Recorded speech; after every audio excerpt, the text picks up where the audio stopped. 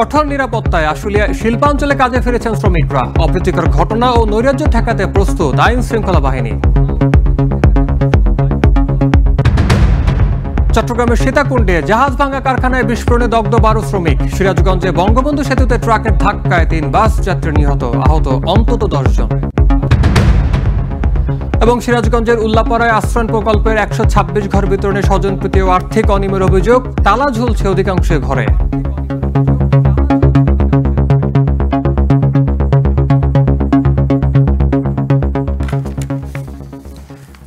এতক্ষণ দেখছিলেন সংবাদ শিরোনাম, এবার বিস্তারিত। আশুলিয়ায় আইন শৃঙ্খলা বাহিনীর কঠোর নিরাপত্তার মধ্য দিয়ে কাজে যোগ দিয়েছেন শিল্প কারখানার শ্রমিকরা। বিভিন্ন দাবিতে টানা আন্দোলনের পর শনিবার সকালে কাজে ফিরেছেন তারা। একই সাথে সব ধরনের নৈরাজ্য ও অস্থিতিশীল পরিস্থিতি মোকাবেলায় যৌথ বাহিনীর অভিযান অব্যাহত রয়েছে। কোথাও কোনো নাশকতা এবং বহিরাগতদের হামলার খবর পাওয়া যায়নি। শিল্প পুলিশের পুলিশ সুপার সারওয়ার আলম জানান, সব ধরনের অপ্রীতিকর ঘটনা এবং নৈরাজ্য ঠেকাতে অতিরিক্ত আইন শৃঙ্খলা বাহিনীর সদস্য মোতায়েন করা হয়েছে। সেই সাথে যৌথ বাহিনীর গ্রেফতার অভিযান অব্যাহত থাকার পাশাপাশি শান্তি শৃঙ্খলা ফিরিয়ে আনতে কাজ করছে আইন শৃঙ্খলা বাহিনীর অন্যান্য সদস্যরাও।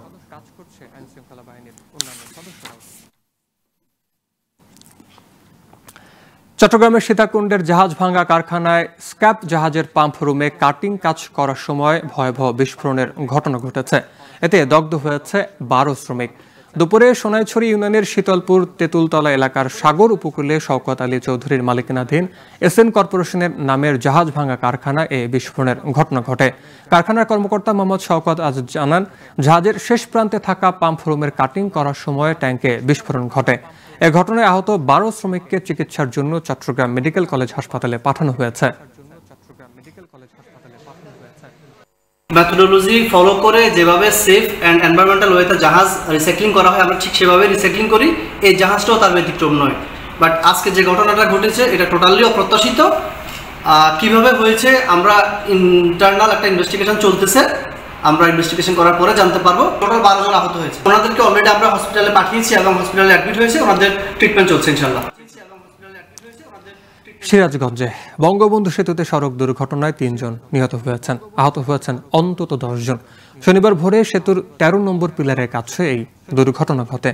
বঙ্গবন্ধু সেতু পশ্চিম থানার ভারপ্রাপ্ত কর্মকর্তা আব্দুল কাদের জিলানী জানান, ভোরে সিরাজগঞ্জ থেকে ছাড়া ঢাকা এক্সপ্রেস বাস বঙ্গবন্ধু সেতুর 13 নম্বর পিলারের কাছে পৌঁছালে একটি ট্রাক পেছন থেকে ধাক্কা দেয়। এতে ঘটনাস্থলে 3 জন বাস যাত্রী নিহত হন, আহত হন অন্তত 10 জন। পুলিশ মরদেহ আহতদের উদ্ধার করে সিরাজগঞ্জ বঙ্গমাতা বেগম ফজিলাতুন্নেসা মুজিব জেনারেল হাসপাতালে পাঠায়। হাসপাতালের চিকিৎসক ডাক্তার ফয়সাল আহমেদ বলেন, দুর্ঘটনায় নিহত 3 জনের মরদেহ মর্গে রাখা আছে। এছাড়াও আহতদের মধ্যে কয়েকজন প্রাথমিক চিকিৎসা নিয়ে চলে গেছেন। 3 জনের অবস্থা গুরুতর বলে জানান তিনি। সকাল 6:10 সড়ক দুর্ঘটনা আহত হয়ে হাসপাতালের জরুরি বিভাগে মোট 5 জন রোগী আসে। এর মধ্যে 4 জন ভর্তি হয়, 1 জন প্রাথমিক চিকিৎসা নিয়ে চলে যায়। এছাড়া 3 জন ডেড বডি আসে, মৃত অবস্থায় আসে। আমাদের চিকিৎসা চলছে, অর্থোপেডিক ওয়ার্ডে ভর্তি করে দেওয়া হয়েছে। নরসিংদীতে বাস চাপায় এক মোটরসাইকেল আরোহী নিহত হয়েছেন, আহত হয়েছেন 5 জন। শুক্রবার রাতে ঢাকা সিলেট মহাসড়কের বাসাইলে এই দুর্ঘটনা ঘটে। স্থানীয়রা জানান, দুটি মোটরসাইকেল সিলেট থেকে আনন্দ ভ্রমণ শেষে পুরান ঢাকার কেরানীগঞ্জ এলাকায় ফিরছিলেন আরিফ সহ তার 2 বন্ধু। আরেকটি মোটরসাইকেলে নরসিংদীর জিনারদি এলাকার 3 জনের ঢাকার দিকে যাচ্ছিলেন। বাসাইলি বিপরীত দিক থেকে আসা দ্রুতগতির একটি বাস 3টি মোটরসাইকেলকে চাপা দেয়। এতে ঘটনাস্থলে আরিফ হোসেনের মৃত্যু হয়। ফায়ার সার্ভিসের কর্মীরা আহতদের উদ্ধার করে নরসিংদী জেনারেল হাসপাতালে নিয়েছে। সেখানে প্রাথমিক চিকিৎসা শেষে 3 জনকে ঢাকা মেডিকেলে পাঠানো হয়। হাইওয়ে পুলিশের উপপরিদর্শক বিল্লাল হোসেন জানান, ঘটনার পর চালক ও সহযোগী পলাতক রয়েছে।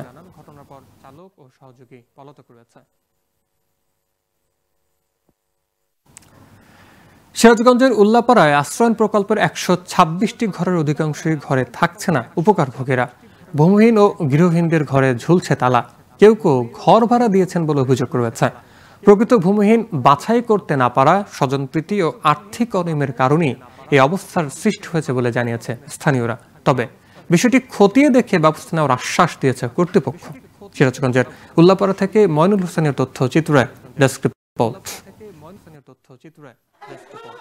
2021-22 অর্থবছরে আশ্রয়ণ প্রকল্প 2 এর আওতায় সিরাজগঞ্জের উল্লাপাড়ায় পৌর শহরে করতোয়া নদের পাশে এনায়েতপুরে 126টি ঘর নির্মাণ করা হয়। নাম দেওয়া হয় সোনার বাংলা আশ্রয়ণ প্রকল্প।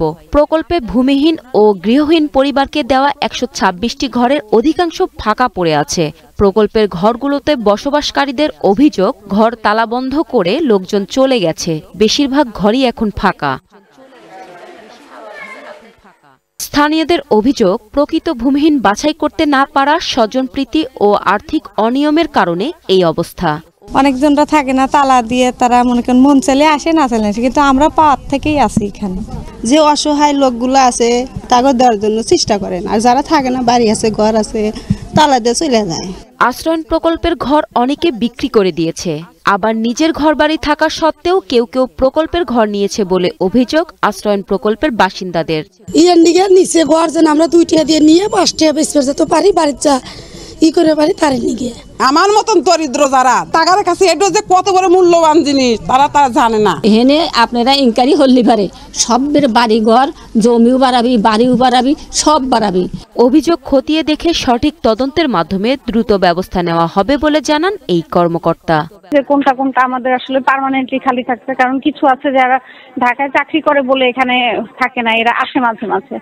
তো একেবারেই যেগুলি থাকে না ওগুলির ক্ষেত্রে আমরা আসলে ব্যবস্থা গ্রহণ করবো, আমরা মনিটরিং এ রেখেছি। তবে শুধু আশ্বাস নয়, প্রকৃত ভূমিহীনদের শনাক্ত করে আশ্রয়ণ প্রকল্পের ঘরগুলো বিতরণের দাবি স্থানীয়দের। Global television news desk. চট্টগ্রামের লোহাগাড়ায় বিএনপির কোন্দল প্রকাশ্যে রূপ নিয়েছে।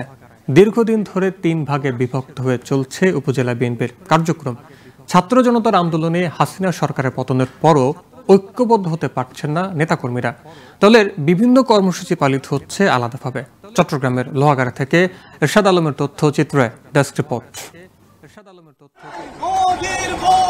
আওয়ামী লীগ ক্ষমতায় থাকাকালীন হামলা মামলার ভয়ে দীর্ঘ 15 বছর প্রকাশ্য দলীয় কর্মসূচি পালন করতে পারেনি বিএনপি ও সহযোগী সংগঠনের নেতাকর্মীরা। এরই মধ্যে নানা কারণে 3 ভাগে বিভক্ত চট্টগ্রামের লোহাগাড়া উপজেলার বিএনপির নেতাকর্মীরা। 5 আগস্ট ছাত্র জনতার আন্দোলনে হাসিনা সরকারের পতনের পর প্রকাশ্য মিছিল সহ নানা কর্মসূচি পালন করেছেন তারা। তবে এসব কর্মসূচির মধ্যেও বিভক্তি রয়ে গেছে। দলের এই ভেদাভেদে চরম হতাশায় তৃণমূল কর্মীরা। সাবেক ছাত্রনেতারা বলেন, আগামী নির্বাচনকে ঘিরে দলকে শক্তিশালী করতে ঐক্যের বিকল্প নেই। তাই বিভেদ ভুলে ঐক্যবদ্ধ হয়ে দলকে এগিয়ে নেওয়ার আহ্বান জানান কয়েকজন নেতা। লোহাগাড়া উপজেলা বিএনপিকে আওতাভুক্ত যারা আছে সবাই মিলে আমরা একত্রবদ্ধ হয়ে লড়াই করব, কিন্তু দুর্ভাগ্যের বিষয় আমরা লোহাগাড়া উপজেলা বিএনপিকে 3টে বিভাগে বিভক্ত এখনো পর্যন্ত দেখতে পাচ্ছি। তাই তৃণমূল নেতাকর্মীরা হতাশ। লোহাগাড়ার সর্বস্তরের নেতৃবৃন্দের কাছে আমি অনুরোধ জানাচ্ছি, আপনারা 3 ভাগে বিভক্ত হয়েছেন, আপনারা অতি শীঘ্র এক হয়ে যান এবং আমাদেরকে সুষ্ঠুভাবে সুন্দরভাবে রাজনীতি করার পরিবেশ সৃষ্টি করে দিন। কোনো ভাইয়ের রাজনীতি না করে শহীদ রাষ্ট্রপতি জিয়াউর রহমানের আদর্শ উজ্জীবিত হয়ে দেশনেত্রী বেগম খালেদা জিয়ার নায়ক জনাব তারেক রহমানের নেতৃত্বে সবাইকে ঐক্যবদ্ধ থেকে আগামী নির্বাচনের জন্য সংগঠনকে শক্তিশালী করার জন্য ঐক্যবদ্ধভাবে সকলের প্রতি আমার এই নির্দেশনা থাকবে। দলের দুঃসময়ে যারা আন্দোলন সংগ্রামে থেকে হামলা মামলার শিকার হয়েছেন তাদেরকেই প্রাধান্য দিয়ে ঐক্যবদ্ধ হওয়ার আহ্বান প্রবীণ এই বিএনপি নেতার। আমি চাইব তারা 3 জনে এক পথে এসে বিএনপির পতাকা দলে ঐক্যবদ্ধ হোক এবং আগামীতে এই চট্টগ্রাম 15 আসন বিএনপিকে উপহার দিক। সব নেতাকর্মী একই ব্যানারে এলে বিএনপির শক্তি অনেকাংশে বেড়ে যাবে, এমনটাই জানান তৃণমূল কর্মীরা। Global television news desk. কোটা সংস্কার আন্দোলনে রাজধানী ও এর আশপাশের এলাকায় সংঘর্ষে গুলিবিদ্ধ হয়ে নেত্রকোনার 12 জন নিহত হয়েছেন। তাদের গ্রামের বাড়িতে নিয়ে দাফন সম্পন্ন করা হয়েছে। দেশের পরিস্থিতি অনেকটা স্বাভাবিক হলেও নিহতদের বাড়িতে চলছে শোকের মাতম। এদিকে পরিবারগুলোর পাশে দাঁড়িয়েছে বিভিন্ন রাজনৈতিক ও সামাজিক সংগঠন। নেত্রকোনা থেকে রাজীব সরকারের তথ্যচিত্রে ডেস্ক রিপোর্ট।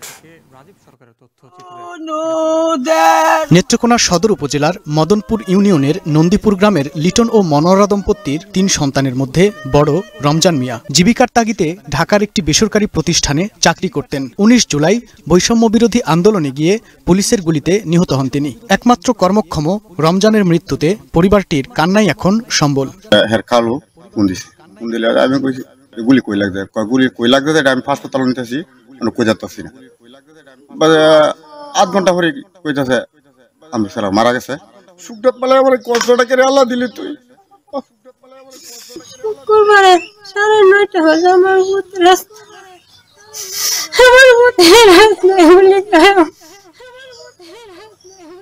বছর ঘোরেনি দাম্পত্য জীবনের, পৃথিবীর আলো দেখতে যাচ্ছে সন্তান, কিন্তু সেই সন্তানের মুখ দেখা হলো না কেন্দুয়া উপজেলার ভুইয়াপাড়া গ্রামের জিন্নাতুল ইসলাম খোকনের। গাজীপুরে 5 আগস্ট বিকেলে চা খেতে গিয়ে গুলিতে নিহত হন তিনি। সরকারের কাছে বিচার দাবি করেছেন খোকনের স্ত্রী ও স্বজনেরা। সরকারের দুদিনই যে বুঝে বিচার করে, তাহলে সরকার তো এখন বর্তমানে সরকার তো নাই, সরকারই তো এটা দোষটা, যে সরকারই তো এটা করছে। আমার সন্তানটা হওয়ার আগে এতিম হয়ে গেছে, এটার জন্য আমি অবশ্যই দামি চাই, এই সুষ্ঠু একটা বিচার চাই। কেউ আমরা সান্ত্বনা দেওয়ার লাগে, কেউ কইছে তো মারা গেছে, আর কেউ কইছে হাত রাবার গুলি গেছে, আমার ভাই গেছে, তার মৃত্যু। নেত্রকোনার নিহতদের বিষয়ে আইনি প্রক্রিয়া চলমান রয়েছে বলে জানান পুলিশ সুপার। এদের বিষয়ে আমাদের আপনারা জানেন যে সারা বাংলাদেশে আইনগত প্রক্রিয়া শুরু হয়েছে।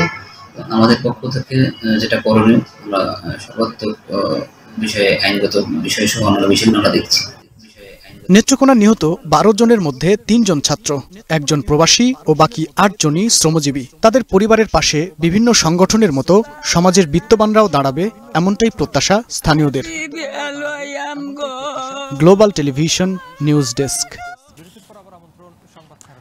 মেহেরপুরের গাংনীতে যুবলীগ নেতা রাজুন আলী ও আওয়ামী লীগ নেতা রাকিবুল ইসলামকে আটক করেছে যৌথ বাহিনী। তাদের কাছ থেকে 8 রাউন্ড গুলিসহ 27টি দেশীয় অস্ত্র উদ্ধার করা হয়। মেহেরপুর সেনা ক্যাম্পের অধিনায়ক লেফটেন্যান্ট কর্নেল নাবিল আহমেদ এ তথ্য নিশ্চিত করেছেন। গাংনী থানার ওসি মনোজ কুমার নন্দী জানান, ভোরে যৌথ বাহিনীর একটি দল চরগোয়াল গ্রামে অভিযান চালিয়ে তাদের আটক করে। আটককৃতদের স্বীকারোক্তির ভিত্তিতে লাবুল হোসেন নামে এক ব্যক্তির বাড়ি থেকে গুলি ও অস্ত্র উদ্ধার করা হয়। এ সময় লাবুল হোসেন পালিয়ে যান। আটককৃতরা গাংনী উপজেলার চরগোয়াল গ্রামের মঠমুড়া ইউনিয়নের বাসিন্দা।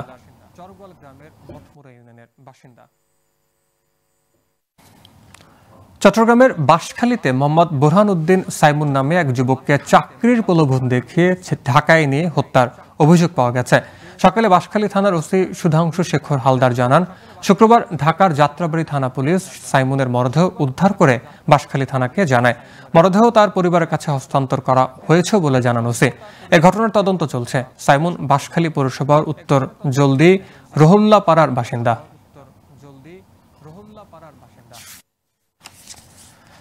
ঈদে মিলাদুন্নবী সাল্লাল্লাহু আলাইহি ওয়াসাল্লাম সামনে রেখে সীতাকুণ্ডে সমাবেশ ও র্যালি করেছে সীতাকুণ্ড গাউছিয়া কমিটি ও আহলে সুন্নাত ঐক্য পরিষদ। সকালে সীতাকুণ্ড উপজেলা শাখা সভাপতি অধ্যক্ষ আলহাজ মাওলানা মোহাম্মদ আব্দুল আউয়ালের সভাপতিত্বে সাধারণ সম্পাদক মোহাম্মদ আলী সিদ্দিকীর সঞ্চালনায় আলোচনা সভায় প্রধান অতিথি ছিলেন বিএনপি চেয়ারপারসনের উপদেষ্টা লায়ন মোহাম্মদ আসলাম চৌধুরী। উপস্থিত ছিলেন আবুল হাসান মোহাম্মদ ওমায়ের রজবি, আলহাজ মোহাম্মদ ইমরুজ সেলিম সহ আরো অনেকে। শেষে দেশ ও জাতির কল্যাণে দোয়া ও মোনাজ করেন ডক্টর আল্লামা কামাল উদ্দিন আজহারি।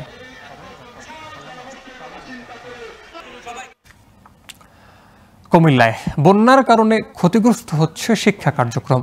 ঘরবাড়ি হারানো হাজারো শিক্ষার্থী হারিয়েছে বই খাতা সহ শিক্ষা প্রতিষ্ঠানের পোশাক। পরিবারের সব হারিয়ে মানসিকভাবেও ক্ষতিগ্রস্ত হয়েছে শিশু শিক্ষার্থীরা। শিক্ষা বিভাগের তথ্য মতে প্রাথমিক, মাধ্যমিক ও উচ্চ মাধ্যমিক পর্যায়ের 4 শতাধিক শিক্ষা প্রতিষ্ঠান অবকাঠামোগত ক্ষতির মুখে পড়েছে। এসব সহসা চালু করা যাচ্ছে না। কুমিল্লা থেকে মোহাম্মদ সাইফুদ্দিন রনির তথ্যচিত্রে ডেস্ক রিপোর্ট। কুমিল্লার বুড়িচং উপজেলার অনেক শিক্ষার্থীর ঘরবাড়ি ভেসে গেছে বন্যায়। বানের পানি নেমে গেছে, তবে বিধ্বস্ত বাড়িতে স্কুল ব্যাগও খুঁজে পায়নি অনেকে।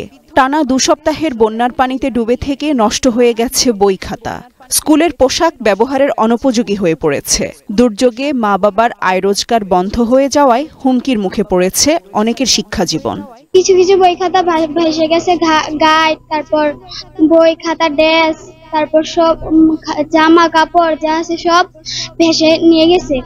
আমরা বাড়িতে থাকতে পারি নাই, আমরা স্কুলে চলে এসেছি। স্কুলে আসতে হলে তাদের প্রথমত স্কুল ড্রেস, ইউনিফর্ম আর বই দরকার। বই ছাড়া তারা স্কুলে জয়েন করতে পারবে না। ক্ষতিগ্রস্তদের আবার স্কুলমুখী করতে শিক্ষকদের বাড়ি বাড়ি গিয়ে উৎসাহী করতে হবে বলে জানান বুড়িচং উপজেলার খাড়া দাতাইয়া মাধ্যমিক উচ্চ বিদ্যালয়ের সহকারী শিক্ষিকা। স্কুলে পড়ার পরিবেশ আর নাই, আগামী 1 মাসে হয় কিনা সেটা বুঝতে পারতেছি না। বাচ্চারা পড়ে অধিকাংশ বুরবুরি এলাকার, তাদের ঘর দুয়ার নদীর সাথে চলে গেছে, নদীর ভাঙ্গনের সাথে। এরা কিন্তু পড়ার পরিবেশে নাই, বেঁচে আছে আল্লাহর রহমতে। তাদের আনতে আমাদের সব দিতে হবে তাদের। চোখের সামনে বাড়িঘর ভেঙে যেতে দেখে শিশু শিক্ষার্থীরা এক ধরনের মানসিক বিপর্যয়ের মধ্যে আছে। সবার সহযোগিতার মাধ্যমে তাদেরকে আবার স্কুলে ফেরাতে হবে। তারা তো এরকম পরিবেশ দেখে না, তারা বাড়িতে ছিল, আনন্দে ছিল, তারপর তাদের ঘর বাড়িতে পানি উঠেছে, এটা তো তারা দেখেছে। এটাতে শিশু মনে কিন্তু একটা বিরাট একটা প্রভাব তৈরি হয়েছে।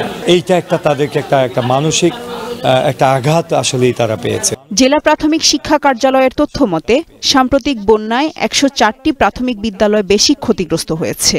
এছাড়াও মাধ্যমিক বিদ্যালয় ও কলেজ 205টি এবং 123টি মাদ্রাসাও ক্ষতিগ্রস্ত হয়েছে। এসব শিক্ষা প্রতিষ্ঠান সহসাই চালু করা সম্ভব হবে না বলে জানিয়েছে সংশ্লিষ্ট কর্তৃপক্ষ। Global television news desk. কুড়িগ্রামের রাজারহাটে তিস্তা নদীর ভাঙন ব্যাপক আকার ধারণ করেছে। উপজেলার ঘরিয়ালডাঙ্গা ইউনিয়নের চরখিতাবখা ও গতিয়াশ্যাম গ্রামের শতাধিক পরিবারের ঘরবাড়ি ও ফসলি জমি নদীতে বিলীন হয়ে গেছে। ভিটামাটি হারিয়ে এসব পরিবার পাচ্ছে না মাথা গোঁজার ঠাঁই। পানি উন্নয়ন বোর্ড কোনোভাবেই ঠেকাতে পারছে না নদী ভাঙন। ভাঙন প্রতিরোধে স্থায়ী বাদ চান রাজারহাটের তিস্তাপাড়ের মানুষ। কুড়িগ্রাম থেকে রাশেদুজ্জামান তাহিদের পাঠানো তথ্য ভিডিও চিত্রে ডেস্ক রিপোর্ট। কুড়িগ্রামে নদী ভাঙনে দিশেহারা তিস্তাপাড়ের মানুষ। ভাঙনের করাল গ্রাসে নিঃস্ব রাজারহাট উপজেলার ঘরিয়ালডাঙ্গা ইউনিয়নের চরখিতাবখা ও গতিয়াশ্যাম গ্রামের শতাধিক পরিবার। 4 বছরে বিলীন হয়েছে প্রায় 3,500 পরিবার, ঘরবাড়ি, 14টি মসজিদ ও 3টি প্রাথমিক শিক্ষা প্রতিষ্ঠান। আর এখন নদী পাড়ে দাঁড়িয়ে ভাঙনের দিনক্ষণ গুনছে খিতাবখা সরকারি প্রাথমিক বিদ্যালয়। বাবাজি মারা যায়, ছেলে মাটি দিতে পারে না, এরকম আমরা কষ্টের মধ্যে আছি। এবারের জন্য আবার বহুদূর নদীতে চলে আসলো। আমরা পানি উন্নয়ন বোর্ডে যাই, শুধু তারা একই কথা বলে যে আমাদের বস্তার কোনো বাজেট নাই। পাশেই আমাদের খিতাবখা একটা সরকারি প্রাথমিক বিদ্যালয়, এটাও প্রায় নদীতে বিলীন হয়ে যাওয়ার আশঙ্কা। তারপরও কয়েকটা বস্তা দিছে, উপস্থিত এরকম আছে। খিতাবখা সরকারি প্রাথমিক বিদ্যালয় নদীর কাছাকাছি ভাঙন ধরেছে। আমরা কোথায় লেখাপড়া করব? আমাদের এলাকার বাচ্চারা কোথায় লেখাপড়া করবে? কারণ সরকারের কাছে দাবি আমাদের এলাকায় একটা বাঁধ নির্মাণ করা হোক। ভাঙন প্রতিরোধে স্থায়ী বাঁধ নির্মাণে পানি উন্নয়ন বোর্ডকে নির্দেশনা দেওয়া হয়েছে বলে জানান জেলা প্রশাসক। স্থায়ী বাঁধ নির্মাণের কার্যক্রম চলমান আছে। তাছাড়া আমরা আরেকটি বিষয় আমরা দেখছি, সেটা হচ্ছে নদীর ধারণ ক্ষমতা বৃদ্ধি, সেটির কার্যক্রম চলমান আছে। ড্রেজিং এর মাধ্যমে নদীর ধারণ ক্ষমতা বৃদ্ধি করে পানি প্রবাহ স্বাভাবিক রাখতে গেলে নদী ভাঙনের প্রবণতাটাও কমে আসবে। খরা মৌসুমে নদী শাসন করে স্থায়ী প্রকল্পের মাধ্যমে ভাঙন প্রতিরোধের ব্যবস্থা নেওয়ার দাবি তিস্তাপাড়ের মানুষের। Global television news desk. শেরপুরের ঝিনাইগাতি উপজেলা স্টেডিয়ামের জরাজীর্ণ ভবন মৃত্যু ফাঁদে পরিণত হয়েছে। যে কোনো সময় ভবনটি ধসে ঘটতে পারে বড় ধরনের দুর্ঘটনা। স্থানীয় ক্রীড়া সংস্থা ভবনটিকে পরিত্যক্ত ঘোষণা করে ভেঙে ফেলার আবেদন করলেও ফল মেলেনি। স্থানীয় প্রশাসন বলছে অনুমোদন পেলেই ভেঙে ফেলা হবে এই ভবনটি। শেরপুর থেকে মোহাম্মদ আবু হেলালের পাঠানো তথ্যচিত্রে ডেস্ক রিপোর্ট। 1983-84 অর্থ বছরে যুব ও ক্রীড়া মন্ত্রণালয়ের অর্থায়নে শেরপুর জেলার সীমান্তবর্তী ঝিনাইগাতিতে স্টেডিয়াম নির্মাণ করা হয়। স্টেডিয়াম ভবনের বিভিন্ন অংশে দেখা দিয়েছে ফাটল, খসে পড়ছে ছাদ ও দেয়ালের বিভিন্ন অংশ। যে কোনো সময় ভবনটি ধসে ঘটতে পারে বড় ধরনের দুর্ঘটনা। জরাজীর্ণ ভবনটি শিগগির পরিত্যক্ত ঘোষণা করে নতুন আঙ্গিকে স্টেডিয়াম ভবন নির্মাণের দাবি ক্রীড়াঙ্গন সংশ্লিষ্টদের। পুরাতন ভবনটি দীর্ঘদিন যাবৎ এই অবহেলায় পড়ে আছে এবং এটা ঝুঁকিপূর্ণ অবস্থায়। প্রশাসনের এর আগেও দৃষ্টিগোচর করা হলো, এর কোনো সংস্করণ এখন পর্যন্ত আশ্বাস দেওয়া হলো, এখন পর্যন্ত কোনো ব্যবস্থা গ্রহণ করা হয়নি। ক্রীড়া সংস্থা সহ দায়িত্বশীল ব্যক্তিবর্গ যারা রয়েছেন তাদের কাছে আশা করি যে অনতিবিলম্বেই এই ভবনটি এখান থেকে অপসারণ করা হোক। নতুন করে ভবনটা নির্মাণ করার প্রয়োজন, তবে আমি প্রশাসনকে অনুরোধ করব যাতে করে এই ভবনটা নির্মাণ করা হয়। সংশ্লিষ্ট দপ্তরে বারবার বলার পরও জরাজীর্ণ ভবনেই চলছে কার্যক্রম। কর্তৃপক্ষ এটি পরিত্যক্ত ঘোষণা করছে না। আমাদের এই ঝুঁকিপূর্ণ ভবনটা যেন দ্রুত অপসারণ করা হয় এবং এই মাঠে যেন গ্যালারি করা হয় এবং এই মাঠের আরও সুন্দর খেলাধুলা উপহারের জন্য সার্বিক সহযোগিতা কামনা করছি। ঝিনাইগাতী উপজেলা নির্বাহী কর্মকর্তা জানান, ভবন পরিত্যক্ত ঘোষণার জন্য জেলা কন্ডেমনেশন কমিটিকে পত্র দেওয়া হয়েছে, অনুমোদন পেলেই ভাঙা হবে। মিনি স্টেডিয়ামের যে পরিত্যক্ত ভবনটি রয়েছে সেটি পরিত্যক্ত হিসেবে ঘোষণা করার জন্য জেলা কন্ডেমনেশন কমিটি বরাবর চিঠি দিয়েছি। জেলা কন্ডেমনেশন কমিটি থেকে অনুমোদন আসলে আমরা পরবর্তীতে সেটি ভাঙার ব্যবস্থা নিব। শিগগির ঝুঁকিপূর্ণ ভবনটি ভেঙে নতুন ভবনে পরিচালিত হবে উপজেলার খেলাধুলা কার্যক্রম, এমনটাই প্রত্যাশা উপজেলাবাসীর। Global television news desk. শেষ করব সংবাদ সারা দেশ, তবে এর আগে শিরোনামগুলো জানাবো আরো একবার। কঠোর নিরাপত্তায় আশুলিয়ায় শিল্পাঞ্চলে কাজে ফিরেছেন শ্রমিকরা। অপ্রীতিকর ঘটনা ও নৈরাজ্য ঠেকাতে প্রস্তুত আইন শৃঙ্খলা বাহিনী।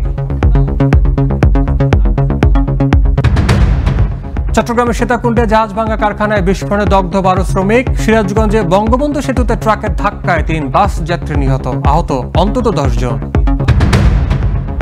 এবং সিরাজগঞ্জের উল্লাপাড়ায় আশ্রয় প্রকল্পের 126 ঘর বিতরণে স্বজনপ্রীতি ও আর্থিক অনিয়মের অভিযোগ, তালা ঝুলছে অধিকাংশ ঘরে।